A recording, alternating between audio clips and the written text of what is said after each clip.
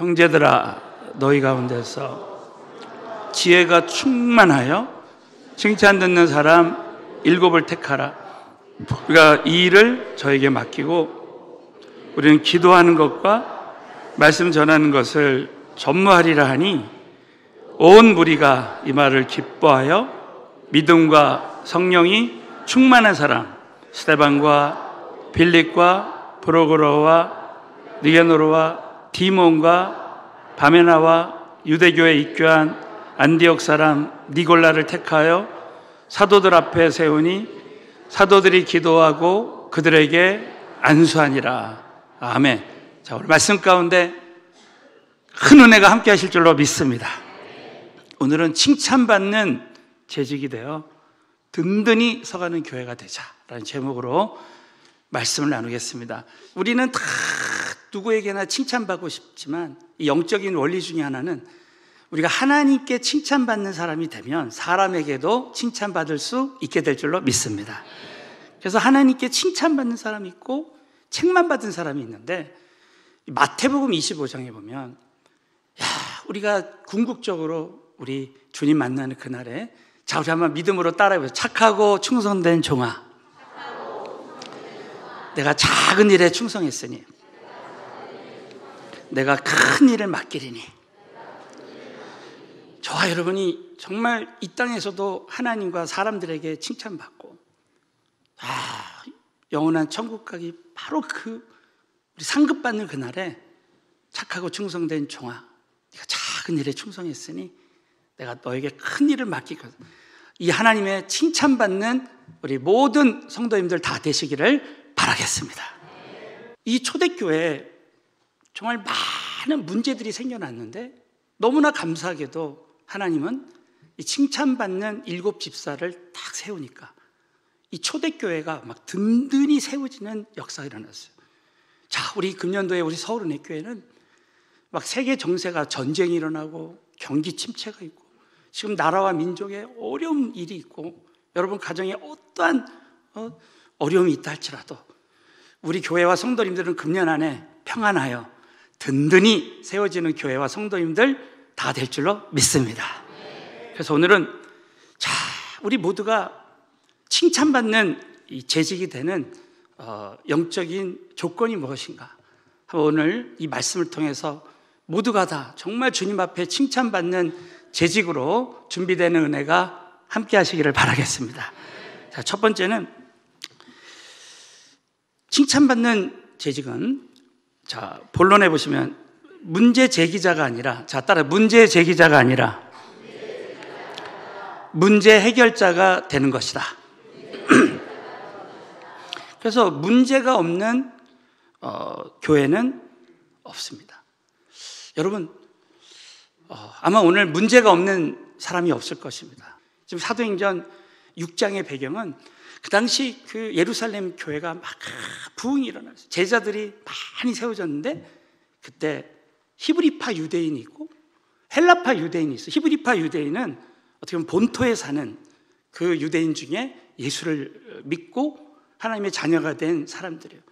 근데 헬라파 유대인들은 저 그리스에서 저 터키에서 이집트에서 살던 그 이스라엘 백성들이 팔레스타인에 와서 예수 믿고 성령 받은 사람들이 이제 예루살렘 교회에 하나가 돼서 섬기게 됐습니다. 그때 이제 교회는 막 부흥이 되고 어떤 사람은 말씀에 막 전념하고 하는데 또 어떤 사람들은 막 구제에 힘쓰는 거예요. 막 봉사하고 막 다른 일에 막 분주합니다. 그래서 그 당시 이 예루살렘 교회는 매일 구제했어요. 매일 구제. 그런데 그 히브리파 유대인이 어떻게 보면 이 교회의 주된 세력이었어요. 그래서 이 구제 명단에서 헬라파 유대인의 그 과부들은 그 당시에 남자들이 전쟁에 나가면 일찍 죽고 그렇게 할 때 과부들은 일자리가 없고 하니까 생활에 큰 어려움이 있었습니다. 그들을 구제해야 되는데 그 이름이 빠진 거예요. 그러니까 이 헬라파 유대인들이 이제 막 그 히브리파 유대인들을 원망하는 그런 문제가 생긴 겁니다. 자, 그 장면이 자, 사도행전 오늘 본문 말씀 6장 1절을 한번 그런 배경으로 다 같이 한번 큰 소리 1절을 보세요. 해서 사도행전 6장 1절. 자, 1절 시작. 그때 제자가 더 많아졌는데 자기의 과부들이 그 매일 구제에 빠짐으로 히브리파 사람을 원망한대. 자, 그때 제자가 더 많아졌는데 말씀드린 헬라파 유대인들이 자기의 과부들이 그 매일 구제에 빠졌어요. 그 명단이 빠진 거예요. 그래서 히브리파 사람을 막 이제 원망하게 되었습니다. 야, 교회가 이렇게 막 3,000명이 회개하고 5,000명이 회개하고 돌아왔는데 이 문제가 있어서 문제가 없는 곳이 없어요. 문제가 없는 가정이 없고 문제가 없는 교회가 없습니다. 그런데 여러분, 오늘 이 말씀의 첫 번째 핵심이 뭐냐? 여러분, 우리 인간에게는 문제가 있지만 우리 하나님에게는 문제가 없는 줄로 믿습니다. 할렐루야. 여러분, 오늘 우리 모두가 문제를 가지고 왔지만 우리 살아계신 하나님께서 우리의 모든 문제를 예배 가운데, 말씀 가운데 해결받게 될 줄로 믿습니다. 우리 인간은 다 문제를 가지고 태어나요. 우리 인간은 다 죄인으로 태어납니다. 이 죄의 삭은 사망이라. 이 죄인으로 태어난 이 문제는요, 절대 종교로는 해결 못해요. 이 사람은 절대 이 죄 문제를 해결 못합니다. 오직 2000년 전에 하나님이 예수님을 이 땅에 보내셨어요. 여러분, 예수의 보혈로만, 예수의 피로만 죄사함 받는 줄로 믿습니다. 뿐만 아닙니다. 여러분, 예수님이 이 땅에 오셨을 때 38년 된 병자 다 고치시고, 문둥병자 고치시고, 소경이 예수 이름 부를 때 그냥 그 즉시로 소경이 보는 역사가 일어나고 듣는 역사가 일어나고 모든 병자들이 깨끗이 나음을 얻은 줄로 믿으시기 바라겠어요. 그러므로 우리 예수님이 우리와 함께 하실 때 문제 해결 받을 수 있는 거예요. 그래서 우리 하나님은 이제 이 초대교회에 이런 구제로 인한 문제가 생길 때 사람을 통해서 7 집사를 세워서 문제를 해결하신 거예요. 그래서 여러분, 이 헬라파 유대인들처럼 문제 제기자가 있고요, 또 7 집사처럼 문제를 해결하는 사람이 있습니다. 자, 오늘 그 장면이 사도행전 6장 2절에 나오는 거예요. 자, 6장 2절 12사도가 시작. 12사도가 모든 제자를 불러 이르되 우리가 하나님의 말씀을 개쳐놓고 공개를 일삼는 것이 맞. 그래서 우리가 하나님의 말씀, 이 본질, 그러니까 우리 교회에 오면은 정말 이 말씀 공부하고 정말 하나님께 기도하고 예배에 사로잡혀 본질에 집중해야 되는데 공개를 일삼는 것, 이것은 먼지가, 이 헬라어의 뜻이 뭐냐면 먼지가 일어날 정도로 부지런히 움직이면서 봉사하는 거예요. 그러니까 말씀과 기도, 예배 이런 건 관심이 없고 전도, 선교 이런 거 관심이 없고 그냥 공개를 일삼는 거예요. 그냥 사람들 대접하고 이거에만 전념하는 거예요. 자, 그럴 때 3절을 한 번 더, 3절 시작. 형제들아, 너희 가운데서 성령과 지혜가 충만하여 칭찬 듣는 사람 7을 택하라. 우리가 이 일을 저희에게 맡기고. 그래서 7 집사를 재직을 통해서 이제 문제를 해결하는 거예요. 그래서 여러분, 성경에 보면 12 제자가 이 문제를 제기했다는 말이 없어요.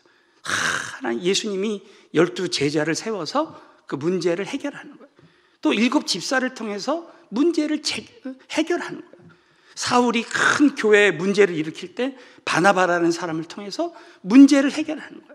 그러니까 여러분, 교회는 이 문제, 여러분 교회 오면요 문제만 보일 수 있어요. 야, 오늘도 9시 예배 끝났는데 어떤 성도님이 그 뭐 쓰레기 같은 게 여기 예배실에 탁 있는데 그거를 들고 나오시는 거예요. 그래서 어떻게 그게 뭐죠? 그랬더니 목사, 여기 쓰레기가 이렇게 있어가지고 제가 이거 들고 그거 저 주세요. 그랬더니 자기가 버리겠다. 그러니까 어떤 사람은 누가 이거를 쓰레기를 이거 CCTV 돌려봐야 된다고 막 그럴 수 있잖아요.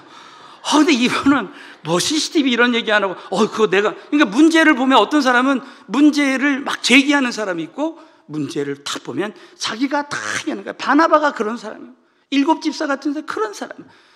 야, 금년도에 우리 성도님들이 다 이런 칭찬받는 7 집사 같은 사람이 돼, 바나바 같은 사람이 되어서 문제만 보이면 해결하는 은혜가 임했으면 좋겠습니다. 정말 우리 교회, 우리 모든 성도님들이 예수님의 제자로 칭찬받는 재직으로 준비되어져서 모두가 다 문제 해결자로 쓰임받게 되시기를 바라겠습니다. 두 번째는 칭찬받는 재직은 언제든지 택함받아. 자, 따라해서 언제든지 택함받아 하나님의 일을 맡길 수 있는 사람이다. 그래서 이 칭찬받는 재직은 언제든지 택함받아서, 그러면 어떤 사람들 중에서 그렇게 되느냐? 우리 사도행전 6장 3절을 다시 보시면 이 말씀을 우리 아까 읽었죠. 형제들아, 야, 너희 가운데서 성령과 지혜가 충만하여 칭찬돼서 일곱을 택하. 너희 가운데서. 자, 너희 가운데서. 다른 데서 택하는 게 아니야. 너희 가운데서. 여러분, 최근에요, 중국에, 이 중국은 어떻게 보면 모든 영역에서 지금 강국이잖아요. 스포츠 강국이에요. 그러니까 뭐 많은 분야에서 올림픽 나가면 뭐 많은 금메달을 땁니다. 근데 이 중국은 이 개인주의가 강해서 이 축구같이 단체 경기는 좀 약한가 봐요.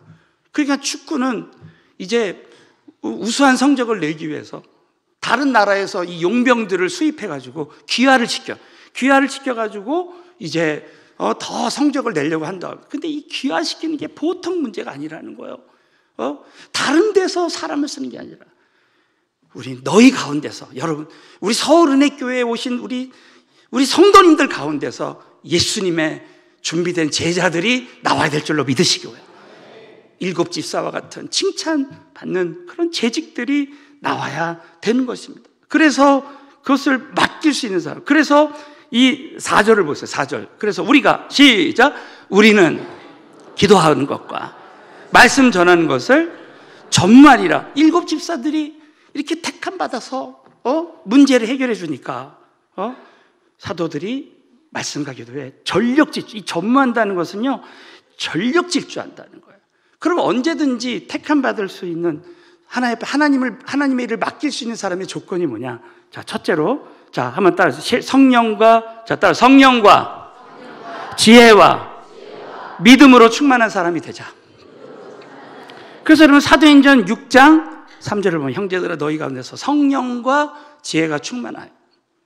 또 사도행전 6장 5절에 보면 온 무리가 이 말을 기뻐하여 믿음과 성령이 충만한 사람. 그래서 우리는 성령 충만, 지혜 충만, 믿음 충만한 사람이 되는 것이 중요하다는 거예요.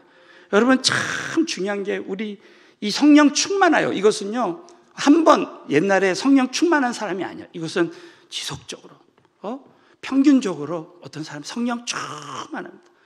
여러분, 저와 여러분이요, 오늘 아무리 큰 문제가 있어도요, 오늘 압도적인 하나님의 은혜가 임하면 문제는 문제로 여겨지지 않게 될 줄로 믿습니다.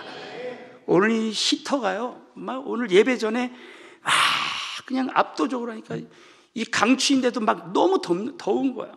네? 그래서 가끔 히터를 잠깐 끕니다. 왜? 그 압도적인 히터가 있으니까 막 추위로 여겨지지 않는 거예요. 여러분, 오늘 우리 인생에 어떤 문제가 있어도요, 우리 성령님이 우리 가운데 역사하시면 문제가 문제로 여겨지지 않게 될 줄로 믿으시기 바라겠어요. 우리 어제 우리 청소년 중에서요, 우리 언제 가요? 막 이랬던 애들이 어젯밤에 다 끝났는데도 나 안 갈래요. 그런 거예요. 왜 그러냐? 여기 너무 좋다는 거야. 우리 아이들이요, 성령 받으니까, 은혜 받으니까, 야, 여기가 좋은 거예요. 여러분, 청소년기에 얼마나 큰 문제들이 많겠습니까? 그러나 여러분, 아이들도 성령 충만 받으니까 문제가 문제로 여겨지지 않는 거예요. 여러분, 새벽에 일어나면 저와 여러분이 무엇보다 말씀 충만, 기도 충만, 예배 충만해서 무엇보다도 성령 충만한 사람들이 되어졌으면 좋겠어요. 두 번째는 지혜 충만한 거예요. 여러분, 하나님의 지혜가 임하면 어떤 시련이 와도, 자, 따라, 어떠한 시련이 와도 시련을 이길 수 있는 지혜만 얻으면 모든 시련을 이길 수 있다.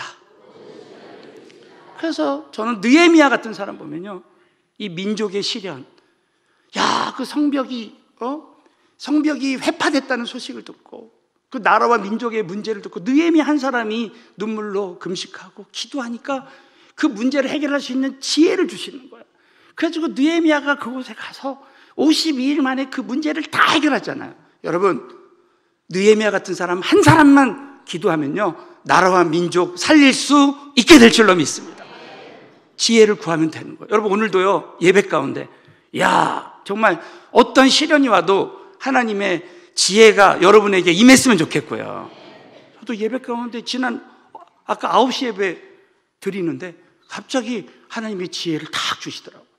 여러분, 예배 가운데, 말씀 가운데, 기도 가운데, 또 하나님의 사람들을 통해서 위로받고 지혜를 얻는 우리 모두가 되시기를 바라겠습니다. 지혜 충만한 사람이 되면요, 교회 안에서도 마찬가지죠. 가정에서도 마찬가지죠. 그 지혜로 다 이길 수 있는 거예요. 세상에 나가서도 마찬가지입니다. 우리가 한 영혼을 주님 앞에 인도하는데도요, 이 지혜를 받은 사람은 그 지혜로 한 사람 한 사람을 막 배려하면서 그 문제를 해결할 수가 있는 겁니다. 제가 이런 이야기를 들었어요. 어떤 집사님이 어떤 식당에 가서 전도를 하는데, 그 식당이 고깃집인데요. 그래서 고기를 시켰는데, 이 분이 의사가 기름기를 많이 먹으면 안 된다 그래요. 그래서 그래, 저는 오늘 고기를 주실 때요, 기름기가 좀 없는 고기를 주시면 좋겠어요. 했더니 그렇게 하겠다는, 이 종업원이 바빴는지 기름기가 또 많은 고기를 줬나 봐요. 그럼 보통은 아까 내가 뭐 말했잖아요, 막 그러잖아요. 근데 그게 아니라 이분이 그 식당 전도해야 되니까 이 고기는 운동을 안 한 고기인가 보죠. 뭐 그래요. 그러면서 오늘은 제가 이거 먹고 제가 운동하죠. 뭐 그리고 다 먹었대요, 다. 그게 얼마나 이 종업원이 그렇게 배려하는 말을 듣고 얼마나 감사했겠어요. 그래가지고 결국 그 식당에 있는 종업원과 주인이 교회에 나왔다는 그런 전설의 고향 같은 얘기가 있는 거예요, 여러분. 여러분, 진짜 우리가요, 하나님 주신 지혜로 살면요, 능력이 임할 줄로 믿습니다. 아멘?